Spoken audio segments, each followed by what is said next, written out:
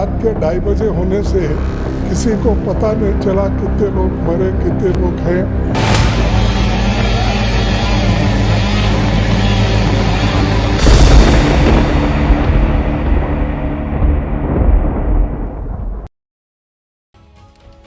केरल के बेहद खूबसूरत पर्यटन स्थल वायनाड को समूचे देश ने राहुल गांधी के जरिए जाना था, क्योंकि राहुल गांधी ने यूपी के अमेठी के साथ साथ वायनाड से संसदीय चुनाव लड़ा था।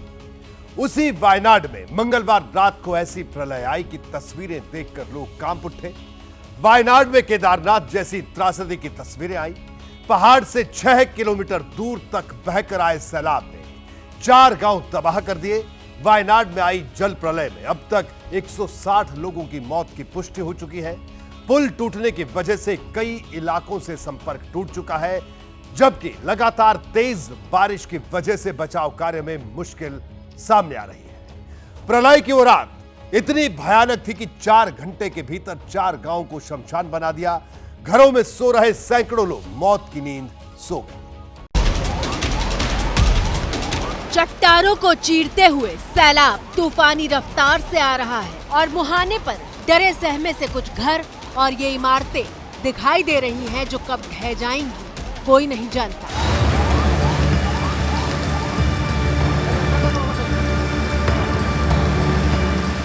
ये तस्वीर तो सिर्फ मिसाल भर है कि कैसे आधी रात को आई जल प्रलय ने केरल के वायनाड में अब तक की सबसे भयानक तबाही मचाई।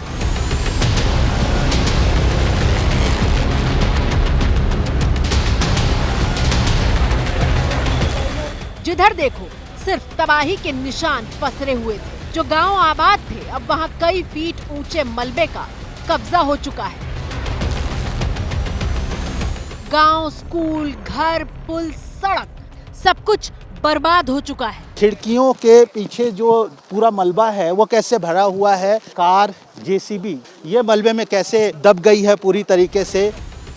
ये एक घर के भीतर की तस्वीर है जहां पेड़ का मोटा तना दिखाई दे रहा है। घर के बाहर झांकेंगे तो कई दर्जन पेड़ मलबे की समाधि में दिखाई देंगे।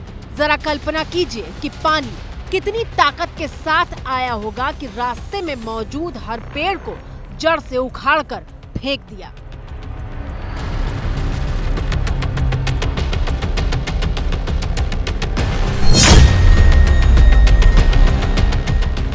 अब इस तस्वीर को गौर से देखिए। पानी के तेज बहाव और पत्थरों के बीच एक शख्स फंसा हुआ है और उसे बचाने के लिए बचाव दल के लोग कोशिश कर रहे हैं, लेकिन सैकड़ों लोगों को वायनाड में बचाया नहीं जा सका। त्रासदी के 24 घंटे से ज़्यादा हो चुके हैं और हम इस समय जो एपी सेंटर है, जो मेन लोकेशन जहां पर ये इस त्रासदी ने हिट किया, यहां पर हैं और आप देख सकते हैं कैसे यहां पर राहत और बचाव कार्य चल रहा है। अभी सुबह से ही यहां पर लगातार आर्मी की टीमें हैं, नेवी की टीमें हैं, SDRF, NDRF, Kerala state disaster relief forces हैं और ऑफिसर्स हैं तमाम यहाँ पर, और लगातार रेस्क्यू एंड रिलीफ ऑपरेशन हो रहा है। और आप देख सकते हैं ये पूरा एरिया कैसे पूरी तरीके से कीचड़ और मलबे से दबा हुआ है। घटना के 24 घंटे हो चुके हैं, आंकड़ा लगातार बढ़ रहा है मौत का। हम आपको बताते हैं कि आखिर केरल के वायनाड में हुआ क्या था। आखिर मंगलवार को आई जल प्रलय की आहट का अंदाजा क्यों नहीं हुआ।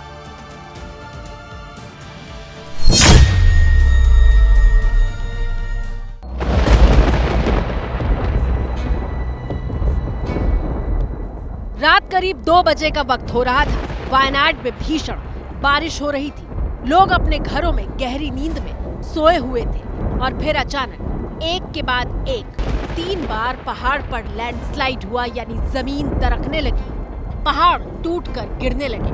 पानी सैलाब की शक्ल में पहाड़ों को भेदता हुआ नीचे की तरफ आने लगा। पानी के साथ ऐसे बड़े बड़े पत्थर भी गांव की दिशा में मौत बनकर बढ़ने लगे। नींद में सोए लोगों को मौत की आहट भी न मिली और नींद में ही लोग मलबे की समाधि में समा गए। बहुत डर लग रहा था उधर।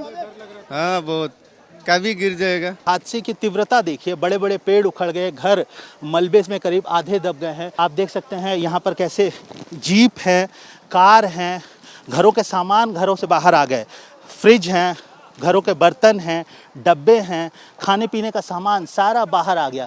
ये स्थिति है चूरमाला की, जो हादसे का केंद्र रहा, और यहाँ पर राहत और बचाव कार्य काफ़ी तेज़ गति से चल रहा है।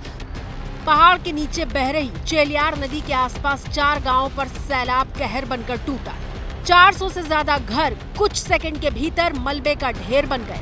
भूस्खलन की खबर प्रशासन तक पहुंची तो 2 घंटे के भीतर बचाव अभियान शुरू किया गया।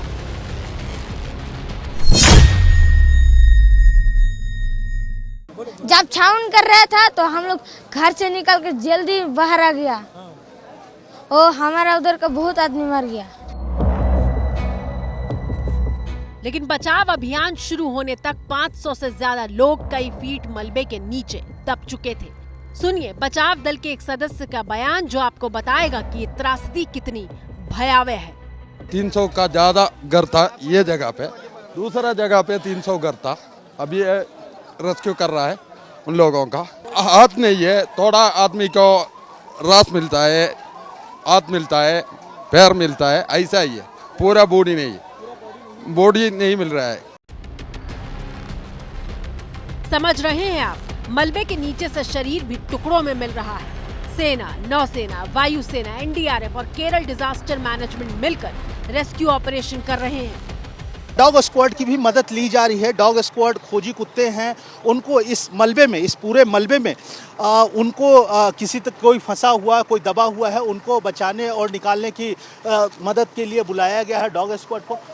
चूँकि ये पहाड़ी एरिया है, पतले सकरे रोड हैं, छोटे छोटे रोड्स हैं, तो यहाँ पर इन भारी उपकरणों को लाने में भी मुश्किल का सामना करना पड़ रहा है।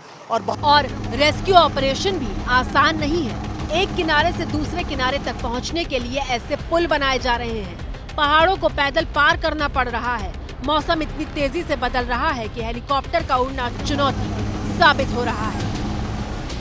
ये देखिए कैसे वैकल्पिक पुल बनाकर सेना फंसे हुए लोगों को बाहर निकाल रही है। यहाँ पर सेना के इंजीनियरिंग कॉर्प्स के जवान जो हैं वो यहाँ पर एक पुल बनाने का काम कर रहे हैं। 3 मीटर की चौड़ाई का ये पुल होगा, जिस पर एक गाड़ी आराम से गुजर सकती है। नदी के इस पार से लेकर नदी के उस पार, नदी के दोनों तरफ गांव बसे हैं। और तबाही के बाद यहाँ आवागमन पूरी तरीके से ठप हो गया था। पूरी तरीके से कनेक्टिविटी इस पार से उस पार ठप हो गई थी। और उसके बीच उम्मीद की जा रही है कि अब कर सब कुछ सही रहा, मौसम ने साथ दिया, कोई अड़चन पैदा नहीं हुई, नई कोई दुविधा पैदा नहीं हुई, तो यह पुल जो है 24 घंटे के अंदर चालू हो जाएगा। और उसके बाद और भी ज़्यादा जो है राहत और बचाव कार्य में तेजी होगी। 2 पत्थरों के बीच एक पतले से लोहे के पाइप के जरिए जिंदगी बचाने की जद्दोजहद की जा रही है। छोटे छोटे बच्चों को गोद में लेकर सेना के जवान पहाड़ के एक छोर से दूसरे छोर तक सुरक्षित लेकर आ रहे हैं। कई किलोमीटर के बेहद मुश्किल इलाके में मलबे के बीच एक इंच में देश की सेना जिंदगी के निशान तलाश रही है।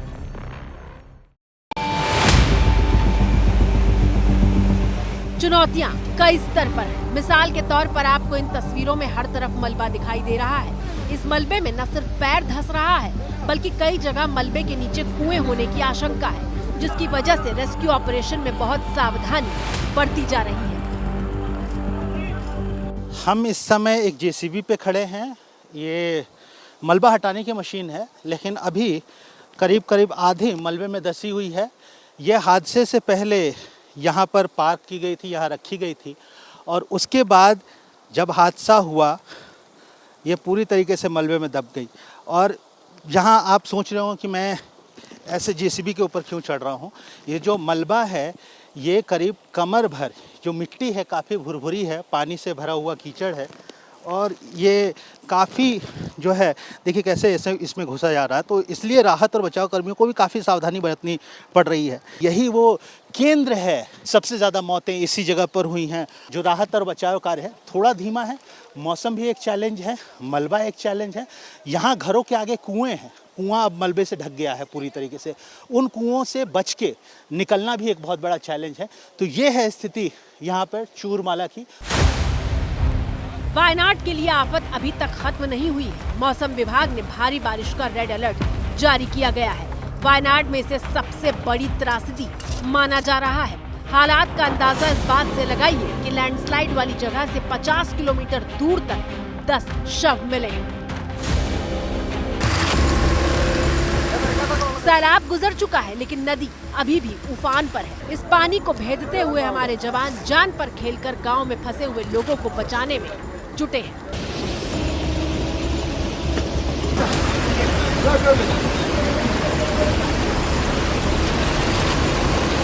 हम इस समय हादसे के केंद्र शूरमाला में हैं। आप देख सकते हैं पीछे, यही वो जगह है जहां पर करीब अभी जो पानी और नदी दिख रही है और जो टापू जैसा दिख रहा है, यहाँ पर किसी समय इस हादसे से पहले, इस लैंडस्लाइड से पहले करीब आधा दर्जन घर होते थे।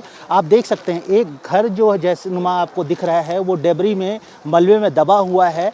वो इस गांव का मंदिर होता था और आप देख सकते हैं अभी उसकी स्थिति कैसी है। करीब करीब 1/3 से ज़्यादा या कहें आधे से ज़्यादा पूरी तरीके से मलबे के अंदर है।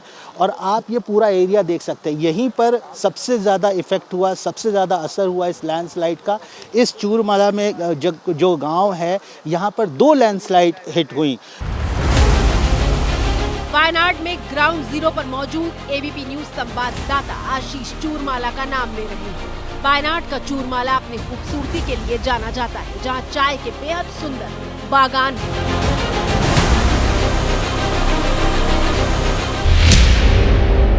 लेकिन मंगलवार को आए सैलाब ने चूरमाला की तस्वीर बेहद बदसूरत बना दी। अब सवाल ये कि केरल के वायनाड में जो कुछ हुआ वो क्यों हुआ? क्या तबाही को रोका जा सकता था? क्या सैलाब में मरने वालों का आंकड़ा कम किया जा सकता था? वायनाड में भीषण त्रासदी का मुद्दा देश के संसद के भीतर भी गूंजा। बचाव अभियान और हालात को लेकर सवाल उठाए गए, लेकिन गृह मंत्री अमित शाह ने जो सदन में कहा वो चौंकाने वाला था। गृह मंत्री ने बताया कि एक नहीं बल्कि 2 बार राज्य सरकार को ऐसी त्रासदी की चेतावनी दी गई, लेकिन सरकार ने कुछ नहीं किया। हालांकि केरल के मुख्यमंत्री पी विजयन ने कहा कि कोई रेड अलर्ट नहीं मिला था, सिर्फ ऑरेंज अलर्ट जारी किया गया था। 18 जुलाई को ही पूर्वानुमान दिया था कि केरल के पश्चिम तट के क्षेत्र में सामान्य से ज़्यादा वर्षा होगी।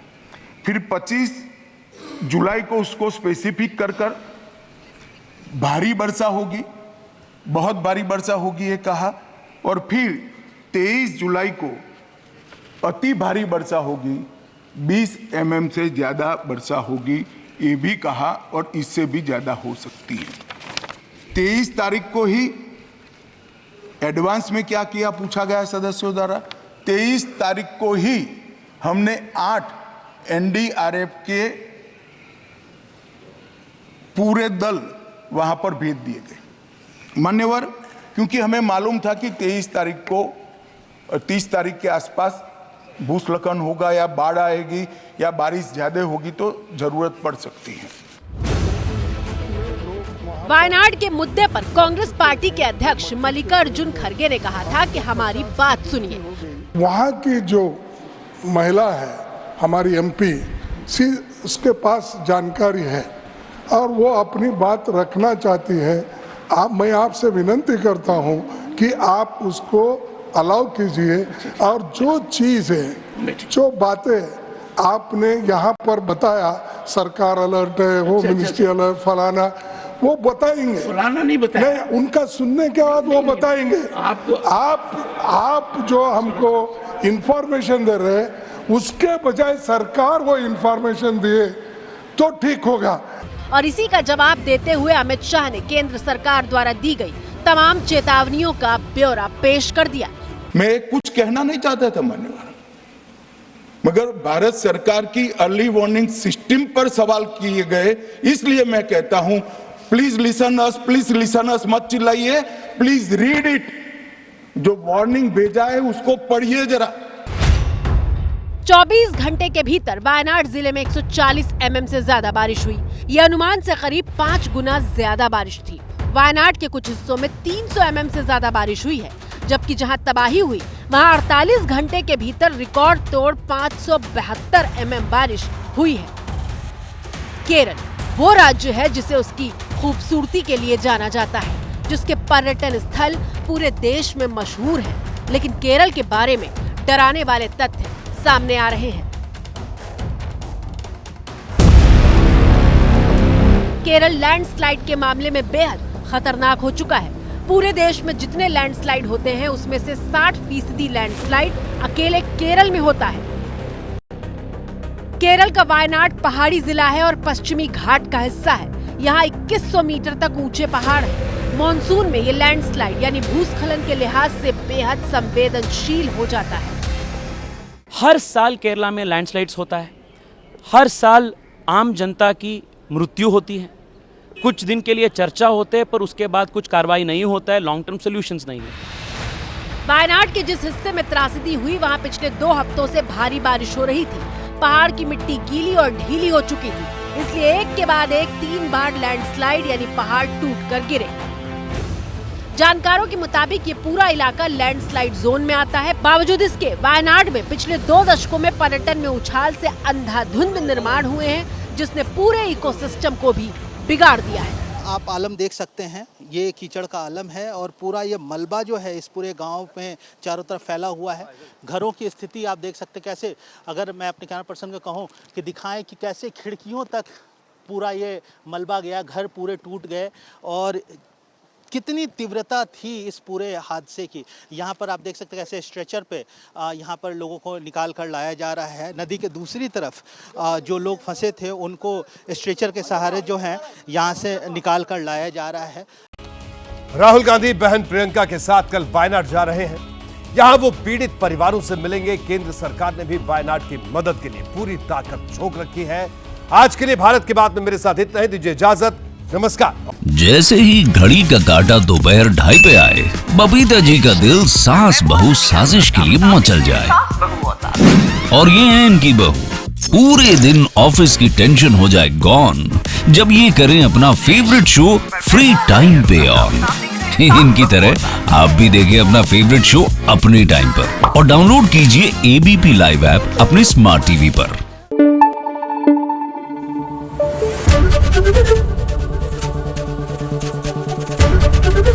ABP न्यूज आपको रखे आगे।